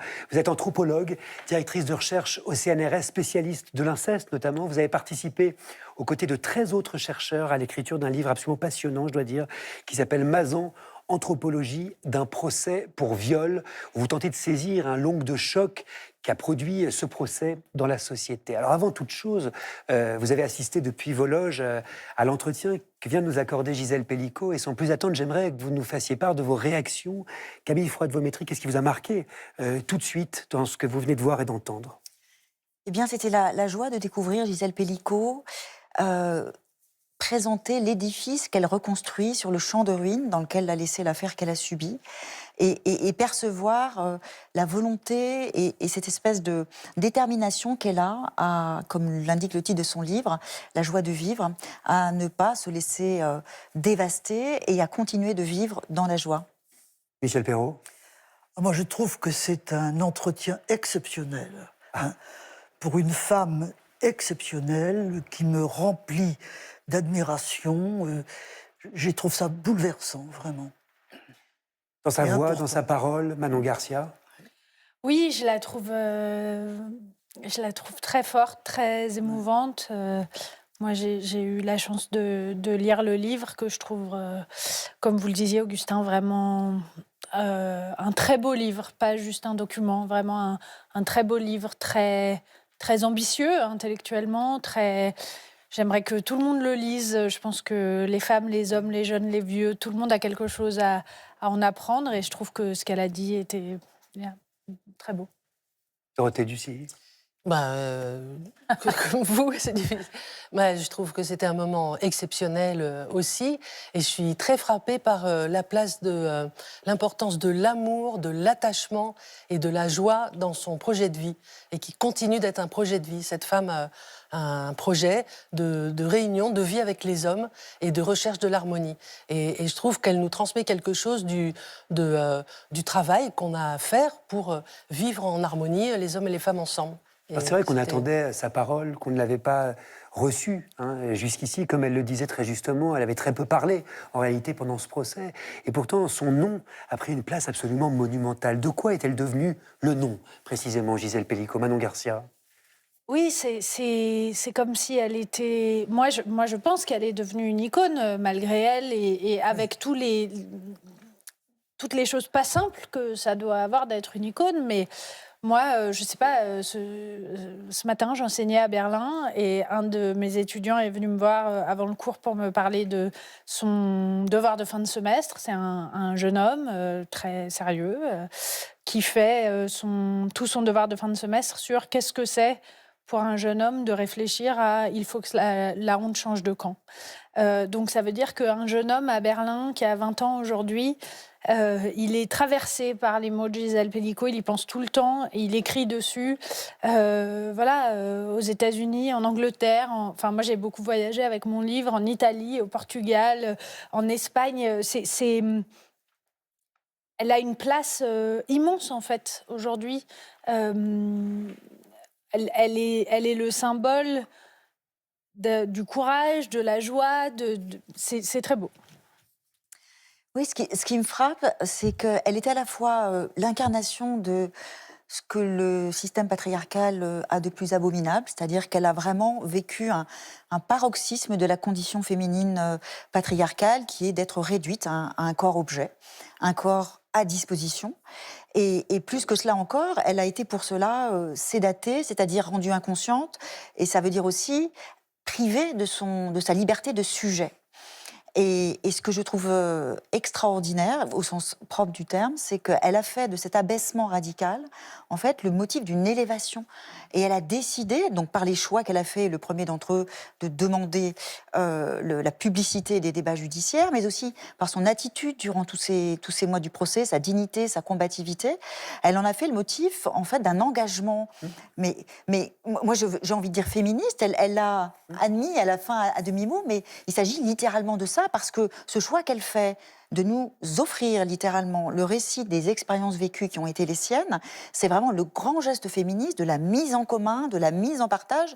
Et ce fameux chœur des femmes qui l'attendaient dans la salle des pas perdus, c'est le cercle que forment toutes les femmes victimes qui décident de ne plus être seules et de lutter ensemble. Passionnant. Michel Perrault. Oui, je souscris complètement à ce que vous dites. Moi, ce qui me frappe aussi beaucoup, c'est son désir de bonheur. Je voulais être heureuse, voilà. Et maintenant, elle veut être heureuse. Et cette idée du bonheur, mais pas n'importe lequel, c'est quelque chose qui est extrêmement frappant dans ce livre. On a l'impression de vivre un événement. Voilà, c'est ça. Dans l'histoire des femmes, il y a du continu, et puis à un moment donné, il y a des événements, les grands procès. Je pense aux grands procès. Les procès, c'est très important. Oui. On s'aperçoit ça. Il faut se demander pourquoi, d'ailleurs. Mais le procès de 72, Bobigny, avec Gisèle Halimi, le procès de 78, Aix-Marseille, avec Gisèle Halimi encore, et le procès qu'on appelle de Mazan. Et en fait, à Avignon, bien sûr. Et ça, c'est très important. À vous entendre, ça en fait un événement historique. C'est ça qui en fait un événement historique. Ce qui en fait un événement historique, c'est évidemment l'histoire même qu'elle a vécue et le récit qu'elle en fait. Et le récit qu'elle en fait au procès et dans le livre qui va sortir ces jours-ci, que j'ai eu la chance aussi de lire en épreuve récemment. Oui, c'est cette volonté de vivre, de revendiquer le droit au bonheur dans la dignité, à l'amour. Voilà, c'est quelque chose qui est absolument formidable après tout ce qu'elle a vécu. Oui, tout en gardant en tête quand même, Dorothée Ducy, que cette histoire de viol, de soumission chimique nous raconte quelque chose de notre société et du rôle auquel sont encore assignées les femmes.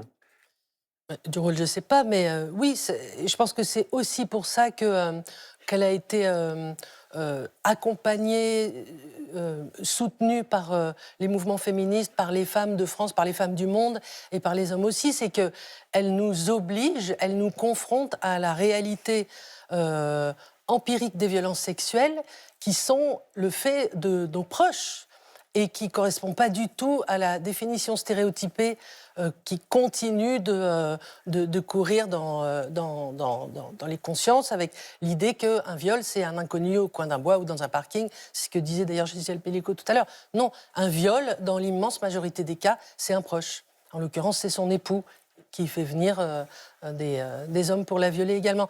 Et donc, ça nous oblige à nous confronter à la réalité du problème des violences sexuelles qui sont systémiques et qui organisent nos relations avec les hommes que nous fréquentons. En fait, le mot qui me vient, c'est que ce procès a été comme une grande leçon aussi de féminisme. C'est-à-dire qu'il a permis de faire entendre des notions que nous mobilisons depuis longtemps, les mots que nous utilisons pour désigner ces réalités que nous vivons, la violence systémique, le mot de patriarcat, c'est-à-dire le fait de hiérarchiser en fait dans nos sociétés les rôles des femmes d'un côté et ceux des hommes de l'autre. Et dans la générosité qui est celle de Gisèle Pellico, une fois encore, de mettre en partage, de mettre en commun, il y a quelque chose qui s'enclenche et qui nous rappelle à un moment important, qui est un moment où nos combats sont particulièrement fragilisés, où il y a des attaques que ça n'échappe à personne, que partout dans le monde aujourd'hui, les programmes conservateurs, réactionnaires, si ce n'est néofascistes, sont d'une virulence effrayante. Et prennent les combats pour les femmes comme cible. Hein. Absolument. Et donc, tout d'un coup, il y a cette balise qui surgit, comme le disait Michel Perrault, c'est-à-dire dans l'histoire surgit soudain une personne à laquelle on va pouvoir s'arrimer et qui nous redonne espoir, en fait, dans l'utilité et la nécessité de nos combats et de nos idées. Ce qui est très frappant, je suis, comme vous l'avez dit, allée à Avignon avec 13 collègues, anthropologues, linguistes, sociologues, pour enquêter sur qu'est-ce que c'est que cet événement. Qu'est-ce que c'est que ce procès hors de l'ordinaire et comment il impacte la ville d'Avignon, puisqu'on était à Avignon. Imaginons la ville d'Avignon comme un laboratoire de la société française. Et ce qui est tout à fait frappant, c'est qu'on allait voir les gens, on a procédé on a vu des gens dans les institutions, devant les lycées, à l'université, on est allé voir à l'hôpital, dans les lieux de culte. Bon. Et que nous disent les gens quand on les rencontre? Les gens, donc ça rime, c'est ce que tu dis à Gisèle Pellico, pour dire moi aussi ça m'est arrivé, ou alors je connais quelqu'un où c'est arrivé à ma mère, c'est arrivé à ma sœur, et c'est là qu'on voit, si vous voulez, c'est pas juste une notion de les violences sexuelles sont systémiques, c'est que là, ça prend corps, elles sont incarnées. Effectivement, c'est comme ça que vous commencez le livre, Dorothée Ducy, et je rappelle quand même ces chiffres. En France, chaque heure, c'est 26 femmes qui sont victimes de viols, de tentatives de viol ou d'agression sexuelle, soit une femme toutes les 2 minutes 30, et ça, ce ne sont pas des chiffres en fait, ce sont des faits, et des faits qui donnent effectivement le tournis. Qu'est-ce qu'ils racontent au fond, ces faits pour vous, Manon Garcia? Pour moi, ce qui était intéressant, je rebondis aussi sur ce que disait Camille tout à l'heure, c'est le lien avec le monde dans lequel on vit et avec notamment ce néofascisme qui vient. Et moi, au moment où je suis arrivée à Avignon, c'était le jour de l'élection de Donald Trump. Et je me souviens très bien d'être dans le tribunal et de voir ce tweet de cet incel d'extrême droite américain Nick Fuentes qui disait « Your body, my choice ». Quand vous dites incel, il faut peut-être expliquer ce que c'est. Oui, c'est donc, vous savez, ces groupes d'hommes qui se disent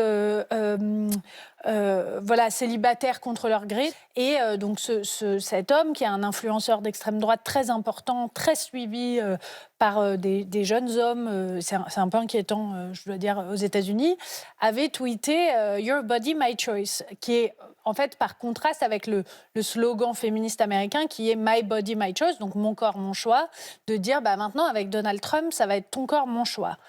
Et pour moi, il y a eu vraiment une espèce de vibration surréaliste d'être dans ce tribunal et de voir Gisèle qui, justement, disait « Eh ben non, en fait ».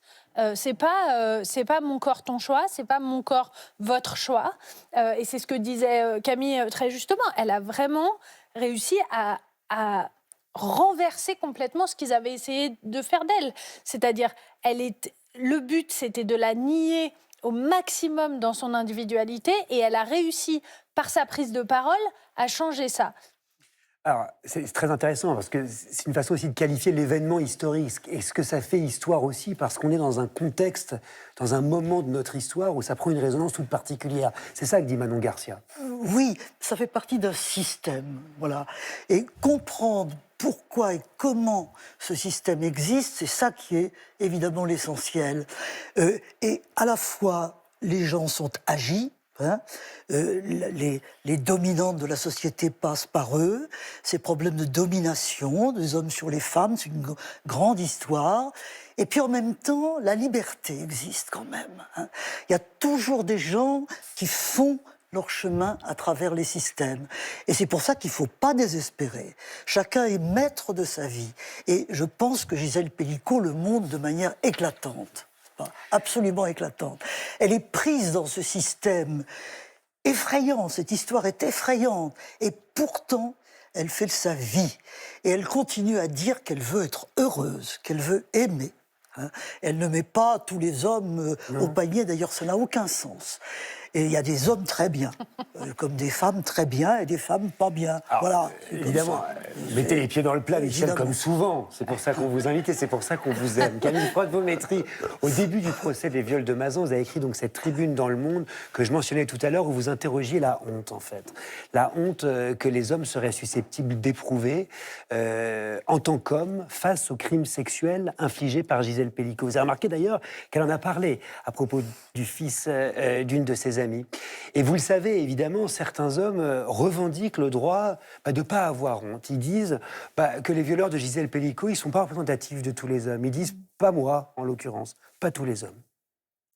Oui, j'ai écrit ce texte parce que j'observe, et je pense que c'est un des grands apports de ce procès. Parce que ça fait des années que nous voyons des affaires de violence sexuelle éclater, qu'il y a beaucoup de mobilisation, d'indignation, d'investissement médiatique. Mais ce procès-ci, cette affaire-ci, elle est venue vraiment questionner et même confronter les hommes dans des proportions qu'on n'avait jamais vécues jusque-là. C'est-à-dire, je crois qu'il n'y a pas une famille en France au sein de laquelle il n'y a pas eu un soir une discussion autour de ce qui se passait à Mazan. Et je pense qu'il y a eu un effet d'imprégnation de tous ces sujets qui est venu notamment solliciter, si je puis dire, et même s'adresser aux hommes pour leur demander, pour leur dire enfin, il est temps de prendre position et de regarder votre propre responsabilité dans la perpétuation de ces violences. Alors, il ne s'agit pas de dire que tous les hommes sont coupables, même si ma tribune, c'est pour ça sans doute qu'elle a été si commentée, j'ai, je sais pas, des centaines de commentaires d'hommes indignés parce que j'écrivais, oui, tous les hommes sont coupables à minima d'être restés silencieux, coupables d'être restés des indifférents ordinaires. Et j'ajoutais, oui, les hommes doivent avoir honte, non pas en tant qu'ils seraient responsables ou partie prenante des abominations subies par Gisèle Pellicot, mais parce que ils ont, en tant qu'hommes socialisés, éduqués dans des sociétés patriarcales, une décision à prendre pour ce qui concerne, parce que je crois que tout le monde est d'accord pour dire que ces questions de violence, on ne les résoudra jamais s'il n'y a pas des leviers politiques. Oui. Et donc il faut que les hommes prennent leur part dans cette histoire. Et vous dites d'ailleurs que la honte, c'est un catalyseur de questionnement, un catalyseur de progrès, d'avancement, c'est pas seulement une opprobre. Oui, et puis j'ai eu l'occasion de voir aussi mon mari qui réalise des documentaires féministes et qui a assisté à quelques journées du procès. On a eu un soir cette discussion, et c'est à cause de lui d'ailleurs que j'ai écrit ensuite ça, ou grâce à lui, puisqu'il m'a dit, mais en fait j'ai honte. Mais moi, en fait, je trouve que c'est très juste ce que dit Camille, mais il y a un problème arithmétique, au fond. C'est que nous, quand on parle aux autres femmes, quasiment toutes les femmes qu'on connaît ont fait l'expérience de violences sexuelles à un niveau ou à un autre. Et quand on parle aux hommes, eux, vraiment, ça les concerne. Ils pensent qu'effectivement, il y a des hommes qui commettent des violences sexuelles et tout, mais c'est jamais eux. C'est jamais leurs frères, c'est jamais leurs copains, c'est jamais... Donc il y a un problème arithmétique. C'est pas vrai qu'il y a 10 types qui vont et qui violent non-stop toutes les filles qui passent et tout ça. Donc il y a un problème arithmétique. Si nous avons toutes fait à des niveaux différents l'expérience de violence sexuelle, c'est que les hommes en face de nous ont au minimum détourner le regard et très souvent participer. Dorothée Ducy. Ça a concerné, dans notre livre, on a un chapitre qui s'appelle « Dis maman, c'est qui Dominique ?» Oui. Donc, qui raconte l'histoire d'une petite fille à 7h30 le matin, sa maman la prépare pour aller à l'école et écoute la radio. Et à la radio, à l'automne 2024, eh bien, on entend beaucoup parler du procès Pellico. D'ailleurs, on doit tirer notre chapeau, j'en profite, au travail extraordinaire qu'a fait la presse en couverture médiatique qui a permis quand même de nous faire connaître à tout le pays et d'ailleurs à tous les pays. C'est l'occasion d'un autre de histoire. vos chapitres, en l'occurrence. C'est vrai. Et donc, on s'est interrogé sur la façon dont les gens en parlaient dans les familles. Et donc, ce dont on s'est rendu compte quand même, c'est que les femmes, les mères, ont tendance à essayer d'épargner leurs fils. Donc, c'est la difficulté de socialiser les garçons autrement, de les épargner avec l'idée que c'est quand même pas facile les violences sexuelles, donc de préparer leurs filles à se méfier, mais de ne jamais informer leurs fils. Est-ce que les hommes se posent la même question? Donc, ce que tu dis, c'est la difficulté. Certains le font, d'autres pas. Mais ce qu'on a vu aussi au procès d'Avignon, c'est que, à part M. Pellico, les 50 hommes mis en accusation ne se considèrent pas comme des violeurs. Ouais. C'est ce moment effectivement vertigineux dans l'entretien que j'ai eu avec Gisèle Pellico il y a quelques minutes, où on se rend compte que si ça se trouve, la honte n'a pas du tout changé de camp, au fond. Mais je crois que c'est vraiment la question de savoir, est-ce qu'il y a quelque chose qui s'est enclenché à cette occasion? Moi, j'ai observé qu'il y avait de la part de certains hommes une volonté d'endosser, ou en tout cas d'accepter éventuellement qu'il était temps peut-être de mener une réflexion. Cette question de ce qu'on appelle dans le féminisme de l'alliance, des alliés, c'est une question, enfin j'y reviens parce que une fois encore, je suis... alors c'est une question qui fâche, qui divise, il y en a plusieurs, mais celle-ci en fait partie. Il y a depuis toujours des féministes qui considèrent que les hommes n'ont pas leur place dans leur combat pour des raisons évidentes, qu'ils sont le problème et que donc c'est compliqué de penser qu'ils puissent être une partie de la solution. Puis il y a toujours eu aussi des féministes depuis les origines pour penser que les alliés avaient une place, qu'il fallait réfléchir, qu'il y avait sans doute des conditions à poser. Moi, ce que je trouve très important et ce dont je suis reconnaissante vraiment à Gisèle Pellico, c'est d'avoir permis de faire passer ce petit message, le premier, qui serait comme le premier échelon de ce que c'est que d'être un allié quand on est un homme. Juste écouter et croire les femmes. Si déjà ce message-là est passé de façon profonde, c'est une bonne chose. Un deuxième niveau, ce serait de faire l'effort de comprendre ce dont nous parlons, de lire par exemple le livre de Gisèle Pellico ou tous ces livres que nous avons écrits, que les femmes écrivent pour essayer d'expliquer ce qu'est le patriarcat et comment lutter contre les violences, faire cet effort-là d'éducation et décharger au passage les femmes de cette autre charge éducative qui consiste à devoir expliquer à nos pères, nos frères, nos amis ce que nous faisons. Et puis peut-être dans un troisième temps, devenir un vrai allié, c'est aussi appliquer dans sa vie privée, quotidienne, ce que nous essayons de leur apprendre, à savoir, par exemple, cesser de considérer que les femmes sont des personnes disponibles familialement et prendre sa part de façon réellement égalitaire dans les tâches domestiques et faire aussi ce geste qui est peut-être le plus difficile. Comment parvenir pour un homme à prendre la parole publiquement pour parler des violences que commettent d'autres hommes, comment, alors publiquement ou pas, dans l'espace, par exemple, de la vie professionnelle, savoir réagir quand il y a du sexisme ordinaire, la petite blague sexiste qui va bien, etc. Ça, je crois que c'est ce petit déclic-là, on en est là, ça cliquette. Michel Perrault. Oui, moi, je pense que peut-être qu'on est en train de vivre un moment important dans la prise de conscience. Et peut-être dans la conscience masculine, parce que c'est vrai que c'est quand même maintenant là que ça doit se passer aussi. Parce que les femmes, depuis, je sais pas, mettons un demi-siècle ou moins, ont pris les choses un peu en main sur elles-mêmes, hein, sur leur corps, sur leur histoire, leur sexualité, etc. Et puis on a l'impression que les hommes, ou bien trouvaient ça sympathique, mais ça ne les concernait pas. Hein, c'était leur histoire. Après tout, c'est très bien qu'elles aient une histoire, mais c'est leur histoire. Et là, ils doivent se sentir concernés. Et je pense que dans cette affaire-là, c'est difficile qui ne se sentent pas concernés quand même. Et c'est probablement ce seuil-là qu'il ne nous faut pas manquer, hein, qu'on est en train de franchir. Et il y a une espèce de vibration dans le temps qui est en train de se produire et qui est probablement quelque chose d'important, hein. Et je crois que c'est essentiel. C'est absolument essentiel. De même que nous, les femmes, nous avons refusé d'être enfermés dans le féminin, hein. Les hommes n'ont pas à être enfermés dans ce qu'on appelle le masculin. Il faut qu'ils prennent leur réflexion, leur liberté, et il n'y a aucune raison pour qu'ils ne le fassent pas. C'est une histoire qui continue, mais qui s'ouvre de ce côté-là. Passionnant, Manon Garcia. Moi, ce que j'aime beaucoup dans l'histoire de Gisèle Pellicot, c'est qu'au fond, un des ressorts de ce qui arrive aux femmes, des violences sexuelles, de l'organisation hiérarchique entre les hommes et les femmes sur plusieurs aspects dans la société, c'est que souvent les femmes sont coincées dans la généralité. Vous savez, c'est quand on dit une femme est devenue premier ministre du Chili, une femme a eu le prix Nobel, une femme, comme si en fait on était un peu interchangeables, alors qu'on dirait jamais un homme est devenu premier ministre du Chili. Ah d'accord, très bien. Quel est son nom? Et voilà. Et donc là, on sait, voilà, c'est Gisèle Pellicot. Et au fond, ce qui est intéressant, c'est que ce que ces hommes ont fait à Gisèle Pellicot, c'est d'en faire une femme, ou d'en faire, alors, dans leur idée de ce que c'est qu'une femme, c'est-à-dire un objet presque mort, quoi, à qui on fait des choses, ou auquel on fait des choses, puisque c'est vraiment de l'objet, quoi.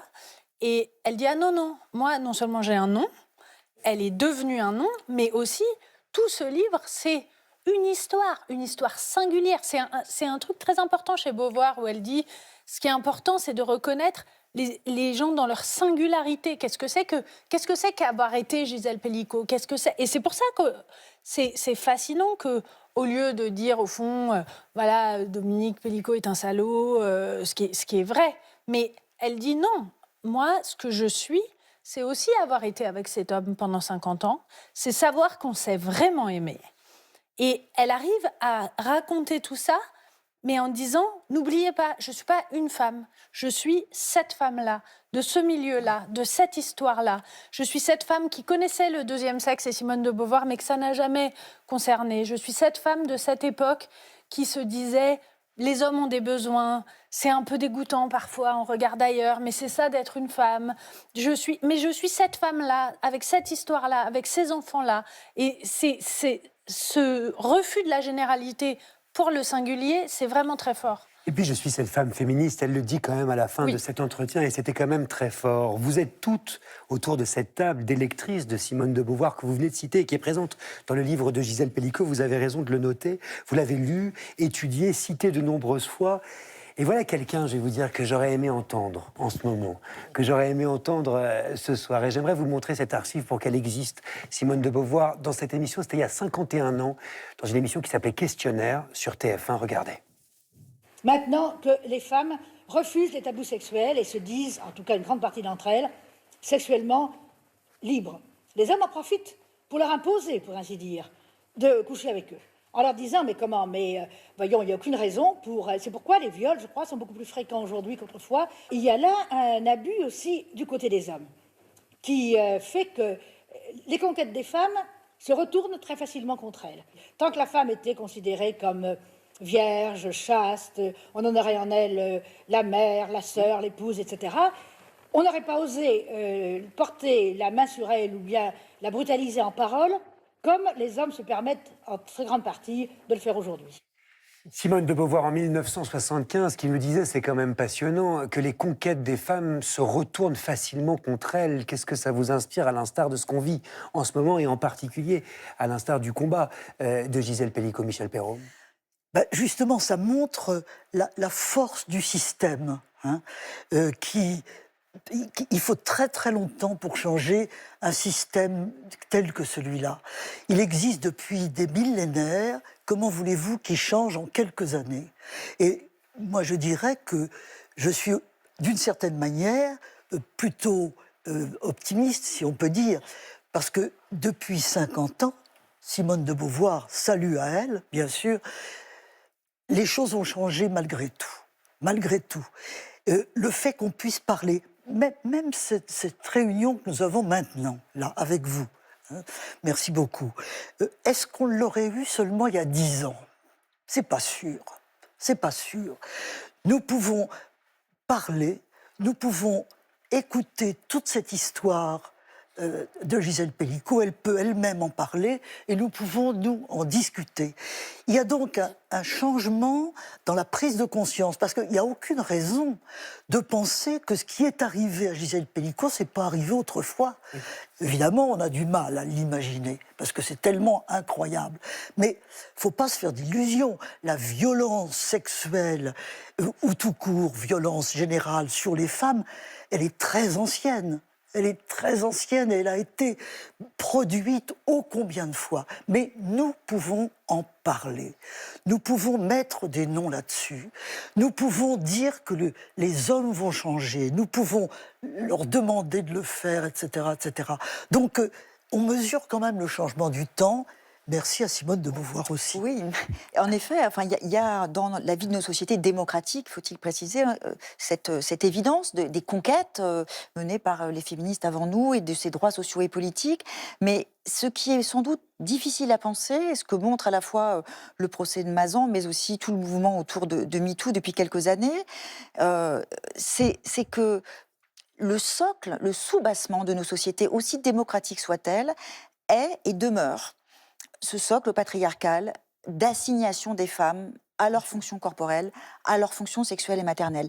Et donc je crois que si nous avons tant de mal, les hommes, mais pas que les hommes, à comprendre l'enjeu de ces notions et de ces luttes que nous menons aujourd'hui autour de ces affaires, c'est parce qu'en fait, il y a une forme de dissociation entre la vie relativement égalitaire et libre que nous menons en tant que femmes dans une société démocratique et la permanence, enfin ce qui se passe autour des dossiers des Epstein est ahurissant de ce point de vue, c'est-à-dire qu'on voit bien comment, de façon, j'allais dire presque souterraine, mais c'est le soubassement, c'est le socle. Ce qui tient nos sociétés reste cette logique patriarcale d'objectivation, d'aliénation qui fait que les femmes sont réduites à leur corps d'une part et qu'elles sont surtout aussi privées de leur liberté de sujet. Et puis ce que dit Simone de Beauvoir, c'est qu'à chaque avancée, il y a quand même la menace d'un retour du bâton, la menace d'un backlash, comme l'avait théorisé Suzanne Paludi en 1991. À quoi on le mesure, Dorothée Dufy ?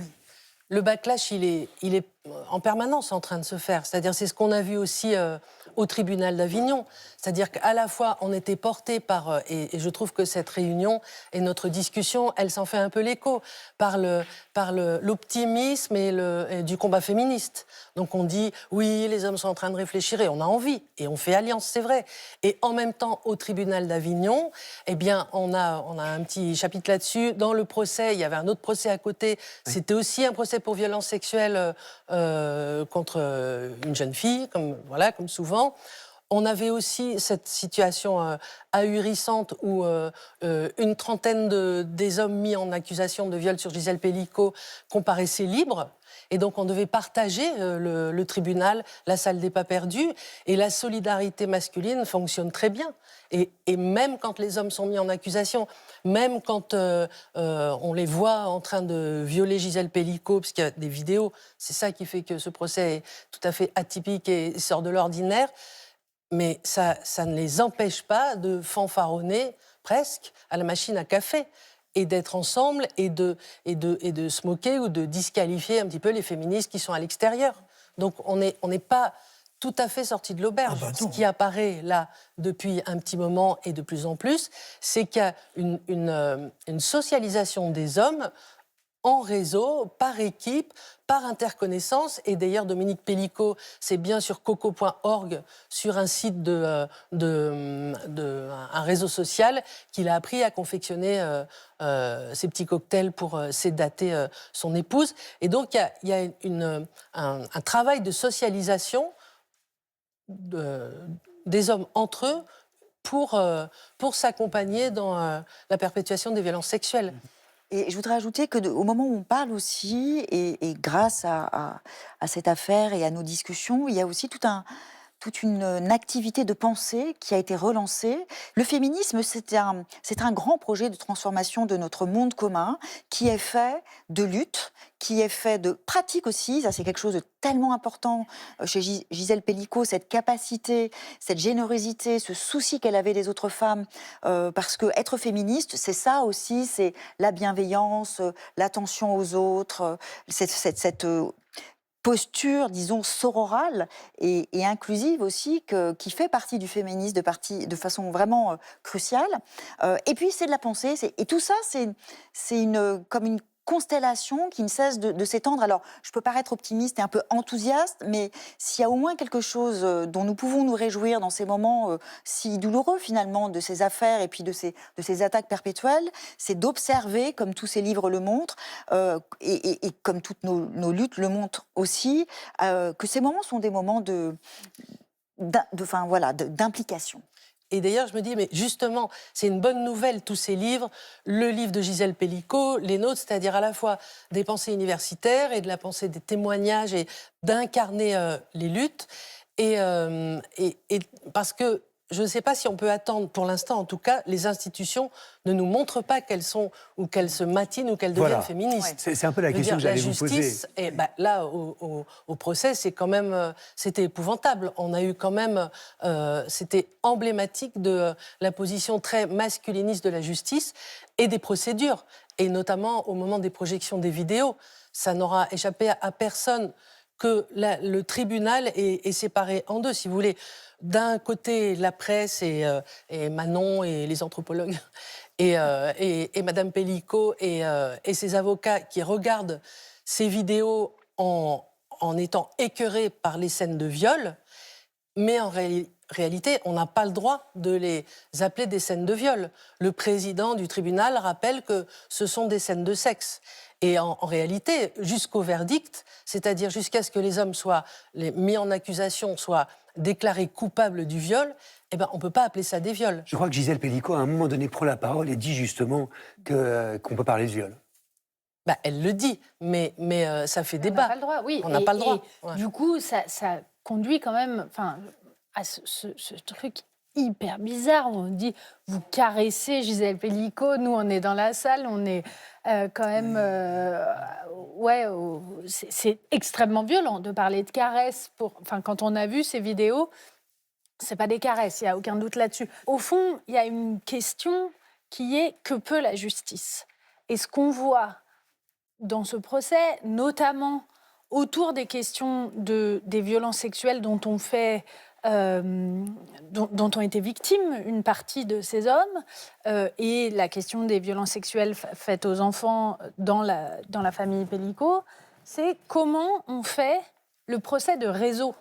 Au fond, ça dit quelque chose de l'impuissance de la justice quand les torts, quand tout le monde, quand beaucoup de gens sont un peu victimes, un peu bourreaux, les deux en même temps ont vécu des choses atroces, mais ça ne leur donne pas le droit de commettre des choses atroces. Comment on fait de tout ça ? Précisément, c'est la question que je vous pose. Qu'est-ce qu'on fait, alors ? De quel levier on dispose ? Vous avez donné des éléments de réponse tout à l'heure, par une introspection aussi, effectivement, de la part des hommes, notamment. Oui, mais alors il faut aller, là pour le coup, il faut aller un peu au-delà. Et puisqu'on parle de justice, je crois que c'est important de rappeler aussi que ce procès, il témoigne de la façon dont fonctionne la justice pénale sur ces questions d'agression sexuelle et de viol, mais qu'il y a d'autres options, des options qui considèrent notamment, plutôt que de se focaliser sur comment on punit des agresseurs, la question inverse, peut-être la plus importante, comment on répare des victimes qui ont été agressées. Et c'est toute la question de la justice réparatrice, pour laquelle il faut des moyens, parce que c'est des mécaniques,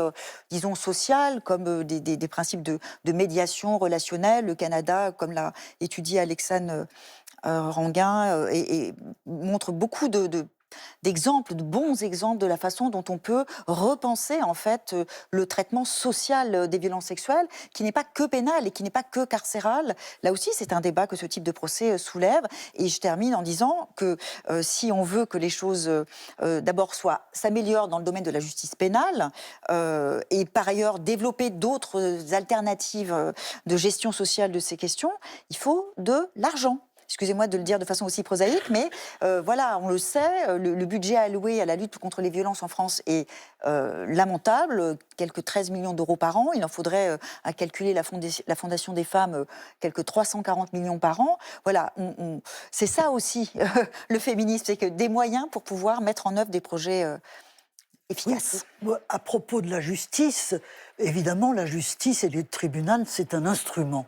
Hein, mais c'est un instrument important. Quand nous parlons des droits des femmes, nous parlons de lois. Et pour avoir ces lois, les féministes se sont battues. Elles se sont battues pour avoir des droits. Et ces droits sont inscrits dans les lois. Et c'est très important. Et le tribunal, au fond, le premier acte, enfin, un des actes de révolte de Gisèle, ça a été de porter plainte, hein, de rendre public ce qui était privé. Et par conséquent, de le faire éclater sur la scène de la cité, en quelque sorte. Donc, je crois que la justice est un instrument, mais c'est un instrument dont il faut s'emparer. Et je me réjouis beaucoup qu'il y ait de plus en plus, il y en a beaucoup, de femmes qui sont dans ces professions-là. C'est très important. Je vais vous remercier vraiment, toutes les quatre, pour ces échanges et pour cette mise en perspective très éclairante. Manon Garcia, je rappelle que Vivre avec les hommes, réflexion sur le procès Pellico est publié chez Climat. J'invite évidemment toutes celles et ceux qui nous regardent à se plonger dans Mazan, Anthropologie d'un procès pour viol, ouvrage collectif, avec la participation de Dorothée Ducy aux éditions du Bruit du Monde. Camille Froide-Vaumétry, pour toutes celles et ceux qui souhaiteraient approfondir leur connaissance du féminisme d'hier et d'aujourd'hui, mais aussi de demain. Je conseille la lecture de cet ouvrage passionnant qui réunit une centaine de contributions de chercheuses et de chercheurs et qui s'appelle Théorie féministe. C'est au Seuil. Et enfin vous, Michel Perrault, je précise que La Marche des femmes, une BD dont vous êtes l'une des héroïnes et le fil rouge, signée Annick Cogent, Sophie Couturier et Emma R, sera en librairie le 5 mars prochain aux éditions Albin Michel. Et vous avez également écrit la postface, une biographie de Louise Michel signée Édith Thomas. Je sais que ça vous tient très à cœur de ressusciter cette figure qu'a été Édith Thomas et qui est une femme, une historienne oubliée. Oui, une historienne formidable et très oubliée, qui est morte en 1970 et qui a véritablement été, dans sa génération, une femme d'avant-garde, tout à fait. Notre émission touche à sa fin et pour la clore en majesté, j'aimerais laisser la parole à Gisèle Pellico qui nous a écrit un texte inédit, un texte qu'elle a enregistré tout à l'heure, juste avant le début de cette émission, et qu'elle nous dit, comme le veut la tradition, droit dans les yeux. Regardez. Je me rappelle cette jeune femme qui pleurait devant le palais de justice d'Avignon. J'ai passé mes doigts sous ses yeux pour sécher ses larmes. Je lui ai dit de ne pas pleurer, sinon je pleurerais aussi. Elle doit se souvenir, moi je me souviens. Son beau visage contient tous les visages. Mon livre est pour elle au singulier et au pluriel. Ce livre m'a appris le bien que font les mots. On évite trop les mots, les questions. On a peur de voir nos vies s'écrouler. On croit se protéger. Mais je sais maintenant le bien qu'ils font, les mots.